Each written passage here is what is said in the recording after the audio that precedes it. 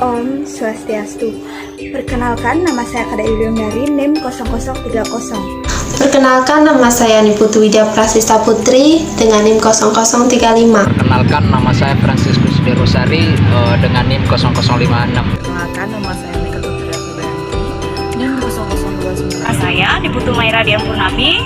Nah, pada kesempatan yang baik hari ini, saya ingin mengajak pemirsa semuanya untuk ikut menyimak mengenai materi manajemen konsep resiko bisnis.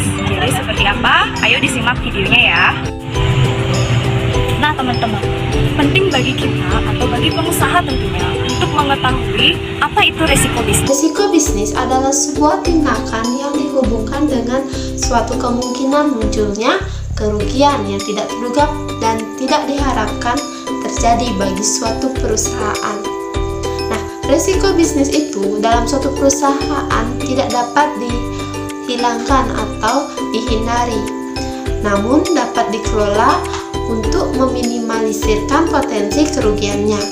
Adapun tujuan dari manajemen risiko ini, yang pertama untuk membantu perusahaan, yang kedua untuk meningkatkan kinerja karyawan, yang ketiga untuk membantu membuat kerangka kerja. Adapun jenis-jenis dari manajemen risiko bisnis ini, yang pertama manajemen risiko bisnis operasional, manajemen risiko bisnis hazard, yang ketiga ada manajemen risiko bisnis finansial, dan juga manajemen risiko bisnis strategis. Sebagai seorang pengusaha, tentunya juga harus mengetahui faktor-faktor apa saja yang bisa menyebabkan suatu resiko usaha itu muncul. Biasanya, suatu resiko usaha itu disebabkan oleh satu faktor. Yang pertama, itu adalah sistem atau manajemen dalam suatu perusahaan itu dirasa kurang baik. Nah, yang kedua, itu bisa berupa terjadinya suatu bencana alam atau kecelakaan yang bisa menyebabkan kerugian. Kemudian yang ketiga, itu bisa disebabkan karena sumber daya manusia atau sumber daya fasilitas yang ada dalam perusahaan tersebut tidak dikelola dengan baik. Nah, contoh nyata dari risiko dalam bisnis yaitu bisnis angkringan. Nah, di dalam bisnis angkringan terdapat dua kategori risiko, yaitu yang pertama, risiko yang dapat dikendalikan dan risiko yang tidak dapat dikendalikan. Nah, sekarang kita akan bahas yaitu risiko yang dapat dikendalikan. Risiko yang dapat dikendalikan itu adalah suatu risiko yang dapat diduga ataupun dapat diprediksi. Contohnya, risiko persaingan usaha. Nah, di dalam angkringan ini terdapat banyak sekali pesaing usaha dan juga adanya persaingan harga yang terang-terangan. Nah, yang kedua itu ada risiko teknologi. Nah, teknologi di dalam bisnis angkringan ini, teknologi ataupun media sosial sangatlah penting bagi bisnis ini. Nah, yang ketiga itu ada risiko perubahan peraturan pemerintah. Di dalam bisnis angkringan ini sangatlah berpengaruh dalam peraturan pemerintahan seperti adanya PPKM yang tutup pada jam 9 malam. Nah, yang keempat itu adalah risiko kerugian. Contoh di dalam bisnis angkringan ini adalah kerugian yang ditimbulkan ketika makanan yang tersisa tidak dapat terjual untuk keesokan harinya dan juga tidak dapat diolah kembali. Nah, sedangkan risiko yang tidak dapat dikendalikan adalah risiko yang tidak dapat kita duga ataupun kita prediksi di masa depan. Contoh di dalam bisnis angkringan ini adalah ketika bisnis angkringan kita terjadinya suatu risiko kebakaran ataupun pencurian. Oke, baik, contoh nyatanya di sini adalah alat elektronik.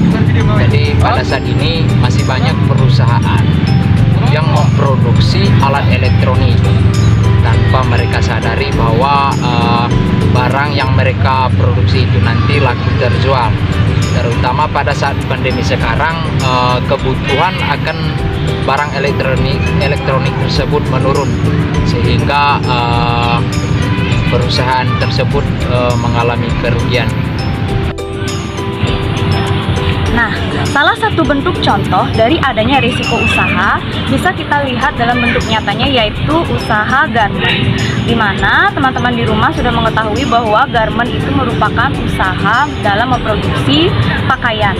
Nah, dalam memproduksi pakaian ini pastinya itu ada menyisakan sisa-sisa dari kain. Nah, apabila sisa-sisa dari kain ini tidak diolah dengan baik, itu akan menimbulkan suatu limbah yang dapat mencemarkan. Nah, itu juga termasuk salah satu dari resiko. Maka dari itu, sebagai seorang manajer, diharapkan bisa mampu untuk mengolah sisa-sisa kain tersebut agar tidak menjadi pencemaran di sekitarnya. Nah, salah satunya hal yang bisa dilakukan itu adalah dengan mengolah kembali sisa-sisa dari limbah pakaian itu dengan produk baru. Nah, salah satu contohnya itu bisa kita temui menggunakan limbah kain itu adalah keset. Nah, teman-teman, demikianlah pemaparan mengenai manajemen resiko bisnis. Saya mohon maaf apabila terdapat kesalahan dalam bertutur kata. Akhir kata saya ucapkan dengan Parama Santi. Om Santi Santi Santi. Om Santi Santi Santi Om.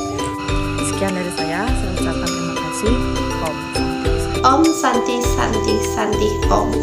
Om Santi Santi Santi Om. Semoga apa yang saya sampaikan bisa dapat bermanfaat. Terima kasih.